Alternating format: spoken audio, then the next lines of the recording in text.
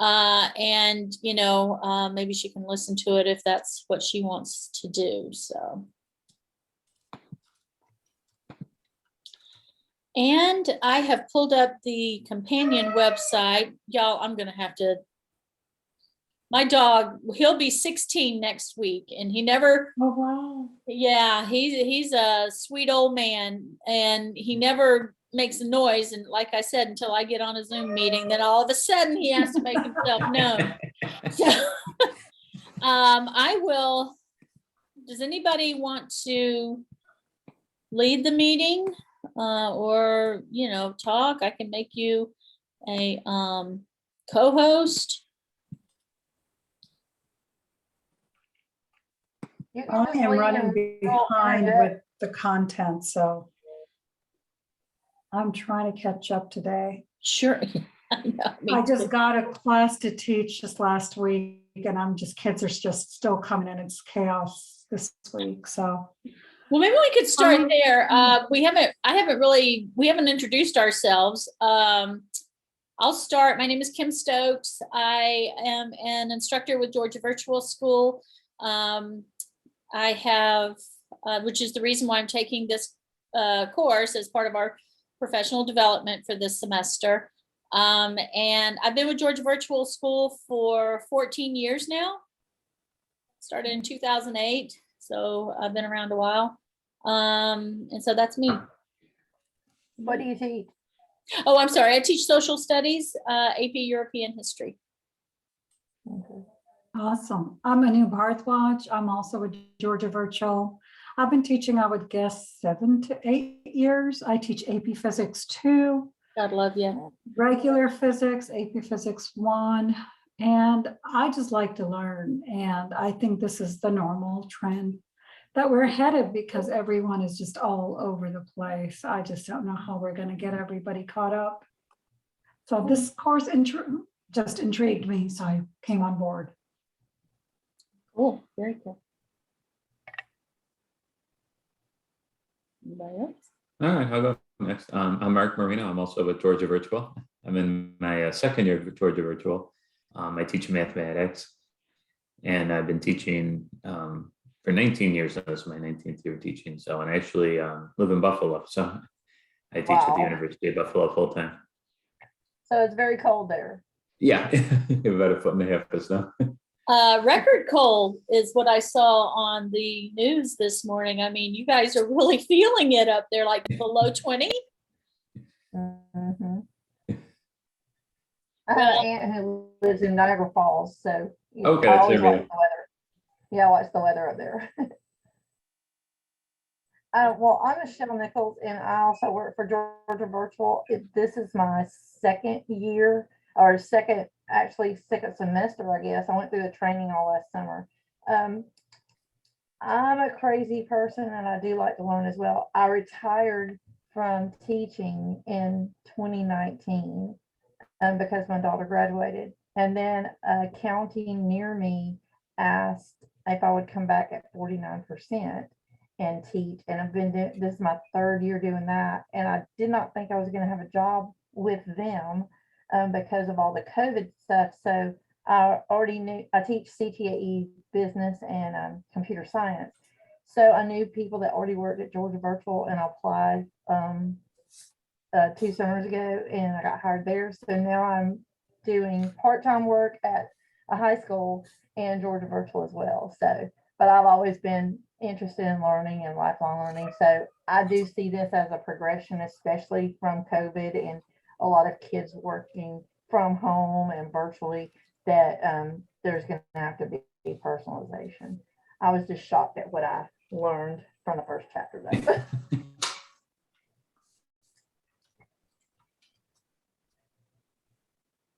Well, that's good. Well, I'm glad to see that you all are Georgia Virtual School teachers.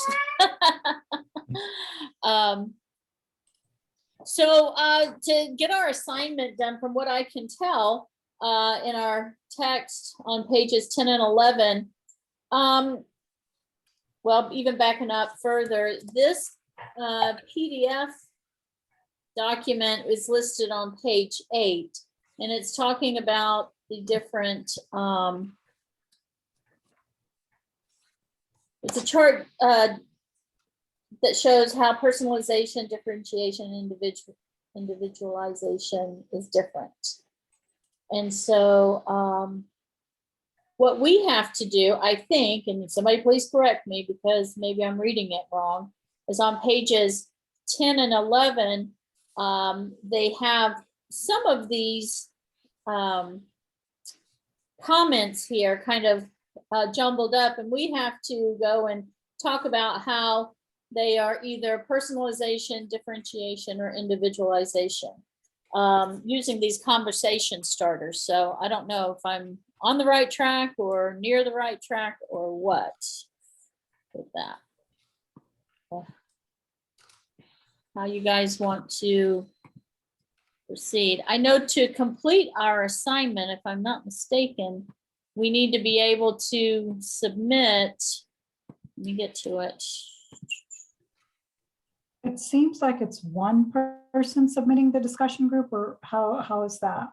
I think probably we plan and implement the activity with your group. It I says thought choose at from the least. Zoom meeting that we had the week before, that she said, the one that was facilitating that said that no matter if we were at the same school or not, we had to write our own. Okay, Did I not hear that correctly? That I would assume that that would be correct because we all have the opportunity to submit our own files. So mhm, so I think we need to upload the minutes and the discussion notes. So each of us will write our own discussion notes, mhm. including the names of our other participants. And let's see. I would also include the link to this recording. Sure. Yes, and I as can part send of that to it, so- everyone. Perfect. Yeah, I'll be happy to send that to Okay, Mhm. Great, thank you. thank you. So, I guess, proceeding from So- here, I'm sorry, go ahead. Right, what it seems like is we go through each box and we decide whether it's personalization, differentiation, or individualization is what I'm guessing. Right. Also, Okay, I think we need to be, let's see, and then answering these questions, conversation starter questions. right, and here they are, right here. Hopefully you guys can see my screen. I'm Mhm. assuming you can. Yeah. Okay. Okay, well, not knowing where any of these are supposed to be, I guess. If we were in a face-to-face session, I think what would happen was that figure 1.3, which is really what I have shown here on my screen, these would be kind of cut up and put into an envelope, Correct. kind of all mixed up. Correct. And then we Yeah. would get that figure 1.2, and we would, as a group, have to go through and look at each of these and say to Correct. ourselves, what goes where, okay? Right. Mhm. So, the thing for me, I'll just start off, that's okay. I looked at this chart several times and at first did not even realize that the first column is the learner will, and then the other two columns is the teacher will. And so that makes a lot of sense to me. And I think for the differentiation in the individual columns, really we're looking at how the teacher takes the responsibility of either grouping students or identifying individuals who need extra learning and then making those plans for those students. Whereas with personalized learning, the student is making, or the learner, not student, is making those decisions for themselves, I think. Correct.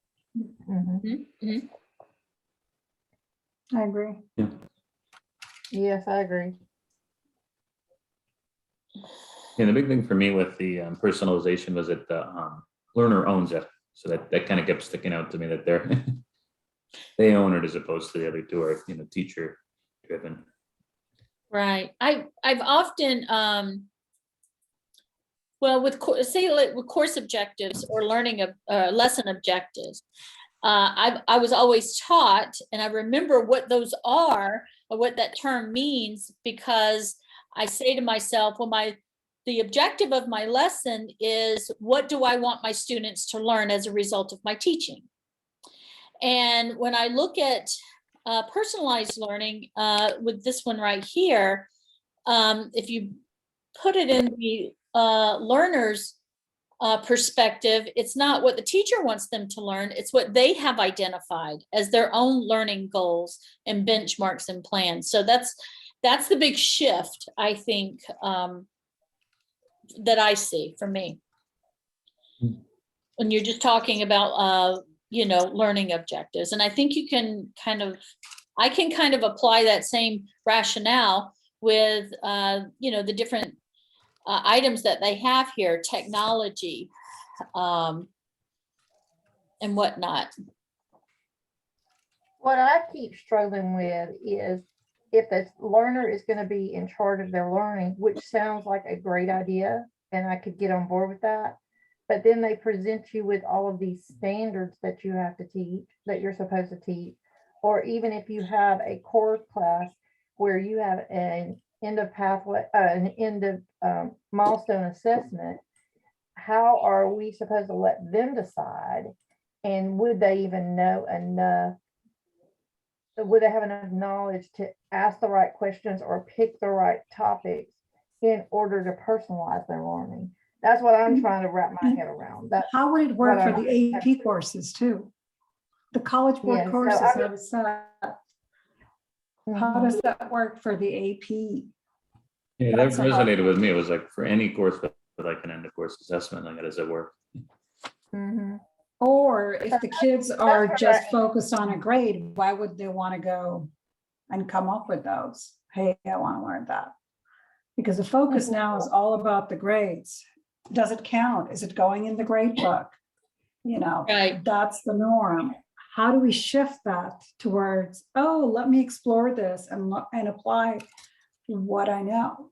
Or That was have, Right, that was my question. Personalized learning, in my opinion, takes a lot of motivation on the student. I Correct. remember doing the KWL charts in the classroom. What do I know? What do I want to Mhm. know? And what have I learned? And when I would do that, the students would write down the K with "this is what I know." And I say, well, what do you want to know? And I don't want to know anything else. So how do that's the whole point. It takes this motivation. So how do you do that with students? How do you Right. motivate Because them? they do seem to be less motivated over the past 2 years than previously.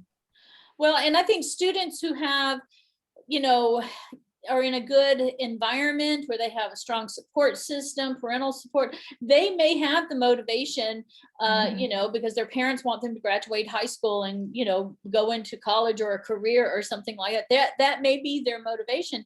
But what about students who are in low socioeconomic areas that don't have that support system? Right. What, maybe their motivation is just how to survive the day. Or Exactly. you know what I mean?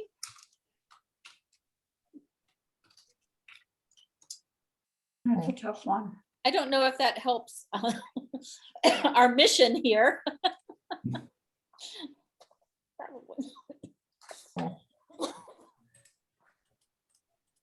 Now this chart's the same one that's in the book, right? Because it's the page before. So the answer is technically on page 8 if I'm looking at that correctly. Say that again?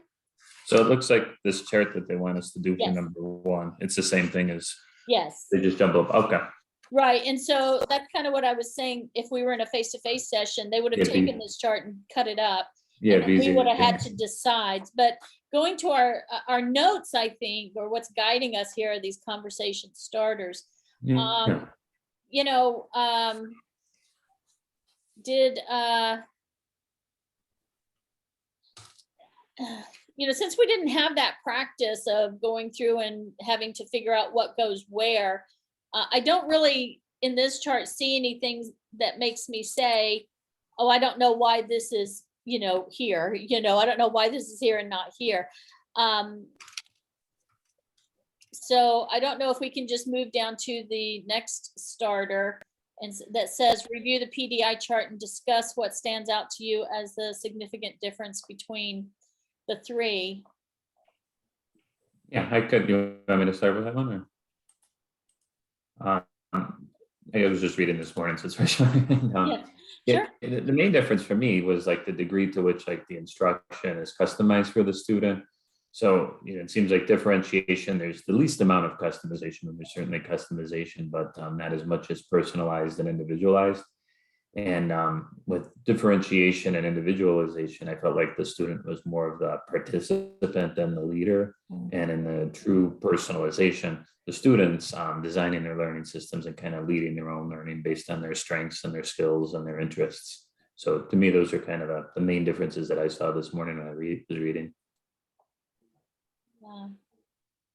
Yeah, because in differentiation, what this teacher is doing is she's looking at her class and dividing it up into learning groups, I guess, and then differentiating her instruction to fit those different groups. And really, you could probably go and further individualize within each group, because each student is an individual. So this last question here that says, where do you see individualization, but thought it was personalization? I didn't really make that connection. I wasn't looking for it, but as I read through these, I didn't say, well, how are, the two ends there, how are they not the same? I didn't, I guess, did anybody else? I can easily see personalization and individualization having like an overlap per se, but differentiation is very different altogether. But I could have easily, if given this like an activity before looking at the chart, I could have goofed up either way. I think one or two. I could see myself doing it. Well, I thought though that I've given choice boards before, so the kids could decide what assignments they wanted to do and how they wanted to turn it in, as long as they added up to a certain amount of points. And I really thought that was personalizing their learning for them.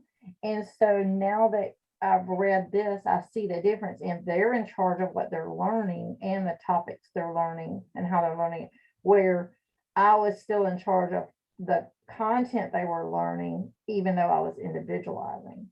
So that was a big thing that I noticed, that I thought I was personalizing, but based on this chart, I really wasn't doing that, because I was still the main person in charge.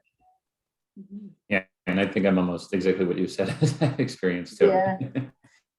Yeah. Okay. Yeah, what you said is exactly what I was going to say. Okay, I really did think I was personalizing, but I did too, yeah. not a question. I think I finally understand personalization now, what it truly means. Oh, goodness. Okay. The next conversation starter is, what is the learner experience in each column? What is the learner experiencing in each column?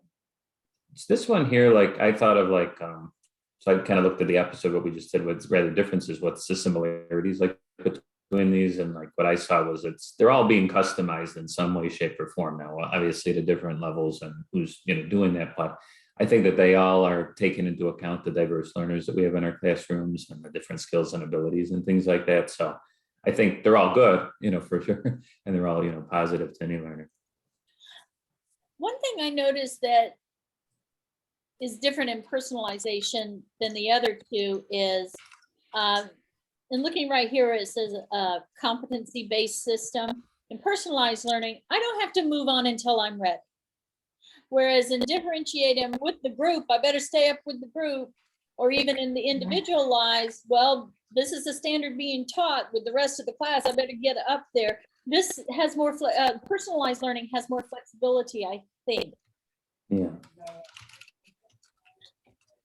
Well, I got from reading that the personalized was the student was in charge of what they were learning, but then they were also supposed to share like with others and communicate to show their mastery of learning, where the other two, you kind of are just meeting basically a standard for the course, or to get to the next course or the next level. So I saw that difference. And that kind of goes So back they to were what you were actually saying shared. about how do we meet our standards? How do we cover our standards, in a class, right? Mhm.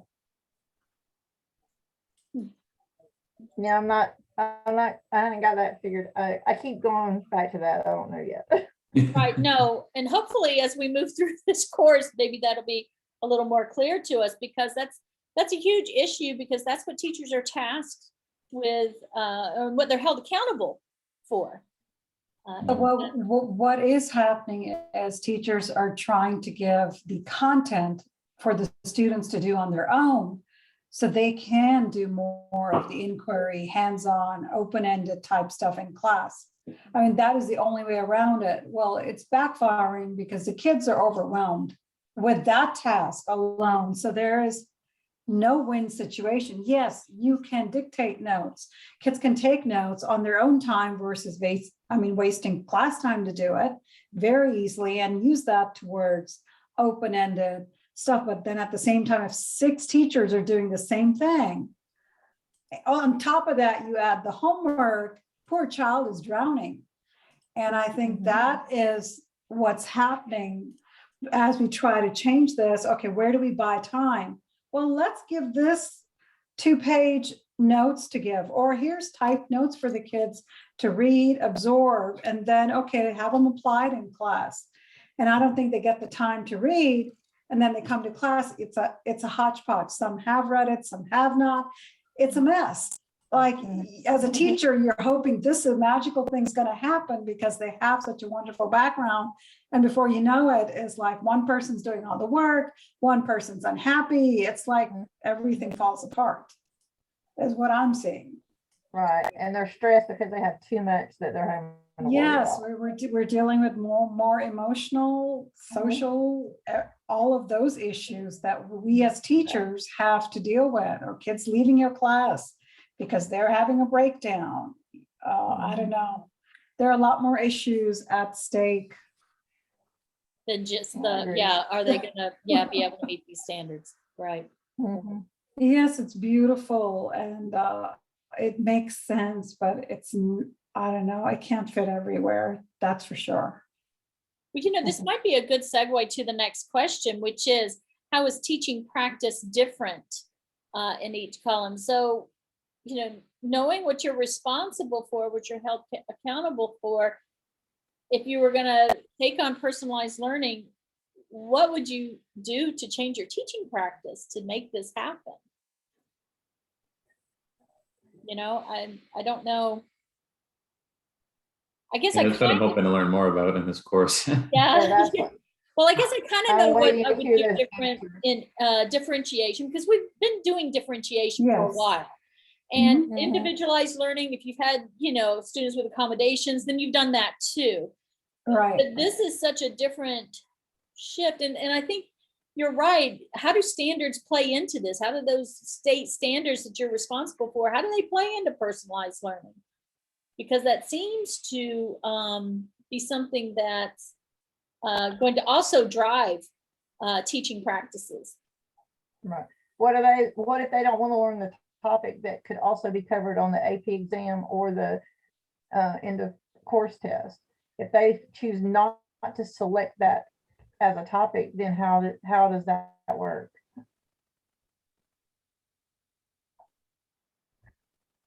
Right.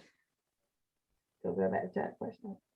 And if you only give them topics that will be on the AP exam or on the state test, is that personalizing learning? I mean, you know what I mean? Are you giving them a choice? If we're giving them That's the my topics, biggest thing. right? If we're giving them the topics, do they really have a choice?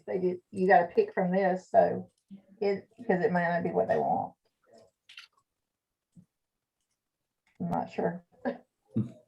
I think it's okay for us not to have answers right now. I mean, I think it's Right. I think good so too. to just talk about the concerns.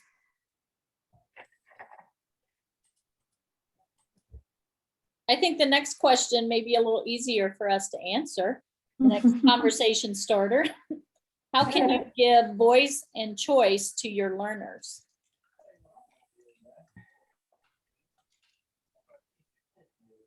I've done what Michelle's done, where I've done choice boards. So I'll give some students some different options, so that's worked. Well, I was Choice. thinking after I read this, that even though I've given choice boards before, I could, based on what we've learned in class, maybe I could approach the students and say, do you have a project that you would like to create based on what we've learned, and not give them the choice of the choice board, but give them a way to have an outlet where they come up with their own. But then I don't know how I would manage that.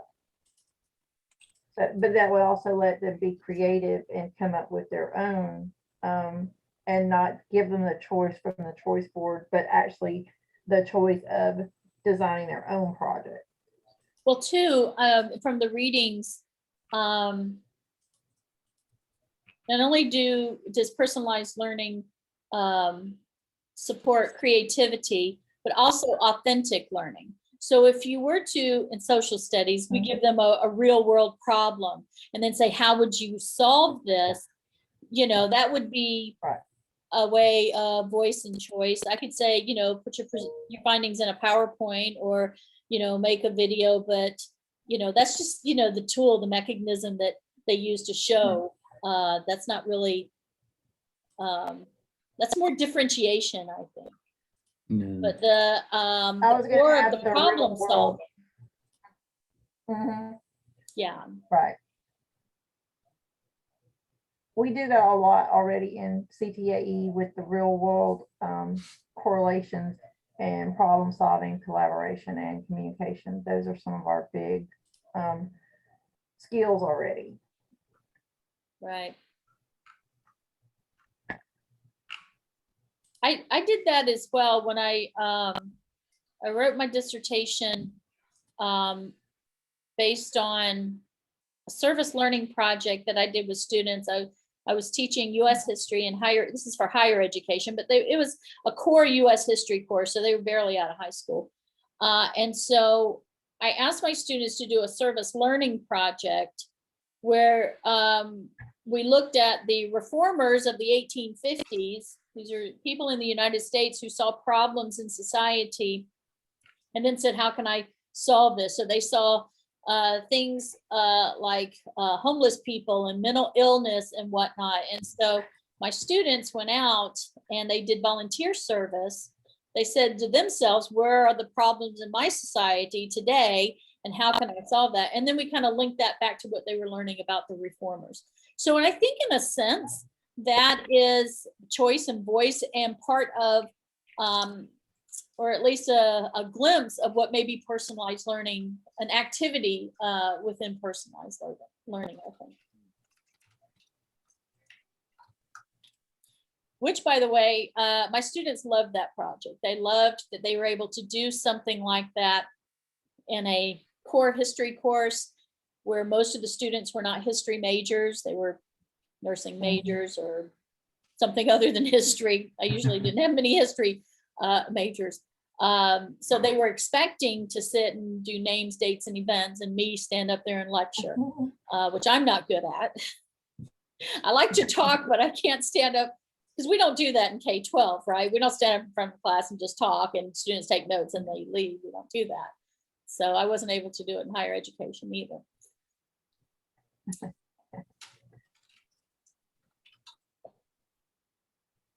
Anything else about voice and choice for the learners?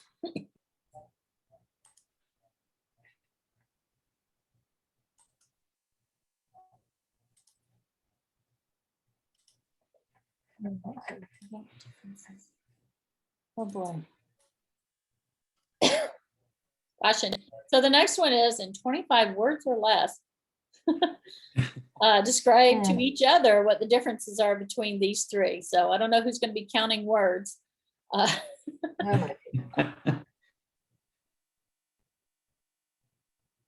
I was just reading the activity and it says, choose at least 3 colleagues to form a discussion group, at least three, okay? Plan and implement the activity with your group. Consider the conversation starters when leading the discussion. Upload the minutes/discussion notes, being sure to list the names of your professional colleagues who participated. So are we summarizing the discussion ourselves and uploading it, or? I read it, I take that as we're all making notes about this discussion and in our own, for our own Perfect. way, That makes sense. in our, I don't read that as one person needs to take notes and that's what we Okay, send to everybody. I don't, sounds good. I think as far as the minutes, and this recording's gonna help because I haven't written down This any, should be you're gonna have fine. to come back Right. and listen to this recording. Mhm. The Right. minutes would be where we talk about each of the conversation starters, something like Correct. that. Perfect. That'll be fine. Yeah, that'll be I okay. could be totally wrong, but that's how I read it. Well, we'll find out. I'm Yeah. sure as long as it's thoughtful, reflective, and covers, we're okay. I really feel that. And it says in the exemplary, a discussion group comprised minutes, discussions, and other artifacts have been submitted. So our artifact is the recording, is my gut feeling. That support the plan and implementation of the discussion group. Conversation starters have been included that support the topic of discussion. So we're good, I think. Yeah. I think the recording is the artifact that we'll all Sure. share. Sure. Yeah. And yes, I can. Well, we also implemented the companion website. Would that count as well? Yes, well, and that's part of the screen share. I'll tell you what, these Zoom Sure. toolbars get in your way here. This right here, we did access the personalized Oh, yeah. learning companion website. And again, this link right here, if you need it, it's on. Yes, if you could share it, that would be nice. Yeah, so it's in the book. Let me tell you, Okay. and on page 3 of the book is the URL for this companion website. And the password is process, PROCESS.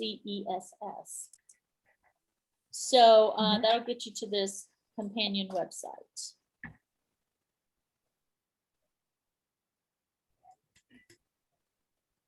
I see it.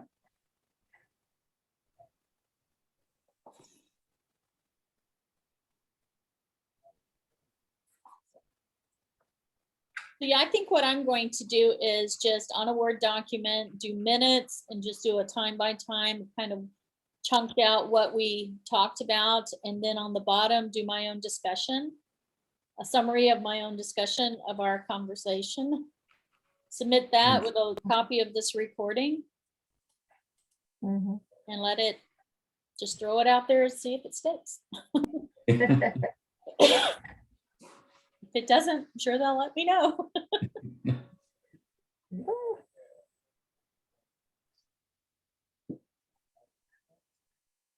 Well, I'll be we right didn't talk about the 25 words or whatever, but I wrote down that personalization was learner-centered and where the student had a voice and a choice of what they learned, and that the differentiation and individualization were teacher-centered, where the teacher picked how the student was going to learn and what they were going to learn, and then might make modifications based on how the student learned best. So that's how I summarized it.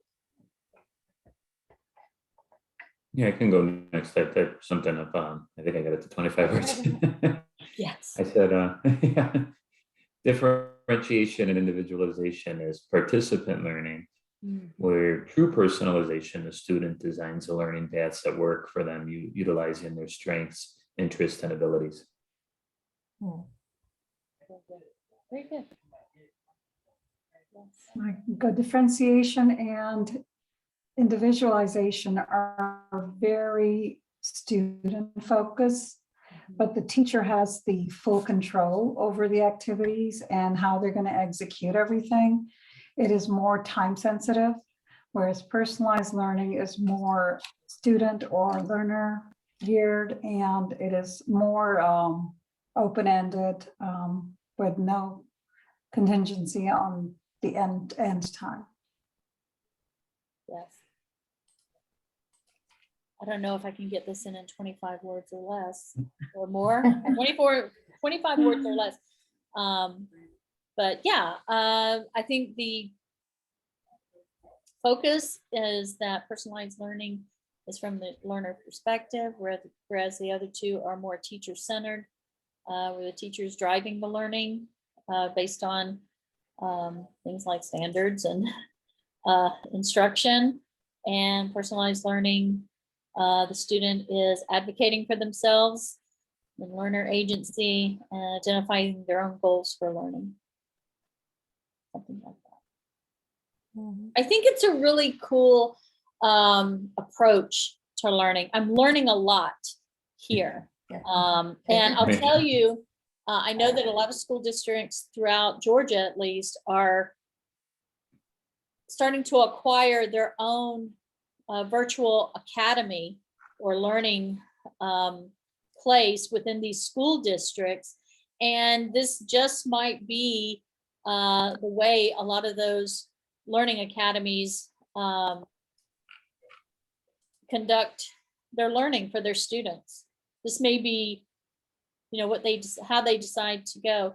I'll also tell you that I live in Columbus, Georgia, which is Muskogee County. Well, actually, I live in Harris County, which is right next to Muskogee County. Muskogee County's alternative school, when Muskogee County went virtual, right, during the pandemic, everybody did the emergency shift to online learning.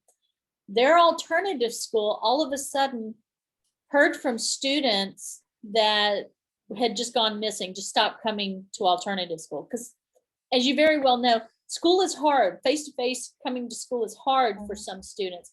So all of a sudden, when they went online, here they start hearing from students that, had just kind of dropped off the radar.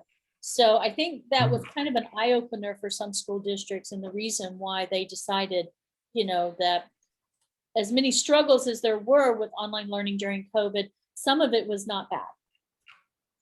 No, I agree. I retired from Muskogee County and I work in Harris County now. So Oh, you I didn't know you do? were from Columbus. So we're Yeah, I didn't know you were neighbors. from Columbus. I live in Ellerslie. I go to church in Ellerslie and live in Tarleton. Okay, So, small oh, you're in world. Culberton. Okay, very Mhm. cool. Small world. There are not a lot of Georgia virtual school teachers in our area. I'm in Atlanta, Georgia, so Atlanta, okay. Atlanta, and I teach face-to-face for Fulton County School District. Okay. Okay. And Mark, you're way up there in New York, freezing. I know. Poor fella. I feel for you. And But my maybe you daughter's like up the in cold. New York. Maybe you like the cold. Ah, I think we're good. I have to catch up. Yeah, thanks for organizing this. I really appreciate this. yes, This was great. thank you. No worries. So Are there other projects like this as we go? Do you know? I don't know, but thank you for bringing that up. I was going to say, if we have to go find our own group members again, can we? We're there. Yeah, Can we let's say do that it. we're a group? Okay. Yeah. Yes, we can stay in this group. I My Because that daughter's was a- knocking. Let me Yeah, get that my was a little dog. bit of a panic for me. I thought, what? I don't Yeah. know these people. Yeah.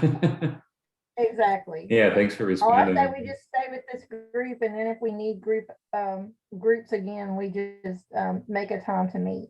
Okay, yeah, that sounds good. All right. Oh goodness, look at her, Oh, the puppy. Oh, nice. Oh, he's 8 years old. He's 8. He's Mr. my Dog. dogs, my dogs have calmed down and Oh, they're asleep. cute. Or I'd go get them, but I don't want to. He was wait. outside, like- so I'm like, let me grab you. It's like waking a sleeping baby. You never do. Exactly. Okay. Well, I hope and look forward to doing more discussions Yeah. with all of you. Yeah. It'll be fun. Absolutely. Yeah. Yeah. I'll see you all at least March 5th, though. Least We'll March all see 5th. each Oh, other. yeah. Yeah, March for 5th, yay. is it? Yeah, Right. I think it is March 5th. No, I have grown as a teacher thanks to Georgia Virtual. Yes. I have to say, I have not grown any other way. Been very pleased, Yeah. no doubt. It's Yeah. it's a great place to be. It is. I It get, really is. you know, you just get so many ideas from other on how to teach. I agree. Okay, so as soon as this, as soon as we're done, I'll get this recording and get Okay. it out to everybody. And is it okay if I put it on YouTube? Does anybody mind? And just send you a You're YouTube fine. link? I think that You're fine. I could send you with an that. MP4, but sometimes that's a little. No, No, Okay, that's it's easier. all right, That's fine. I That's will fine. do that. Thank you so much, Kimberly. Yeah, thank you. All right, Bye. All right. bye, everybody. I know. Bye.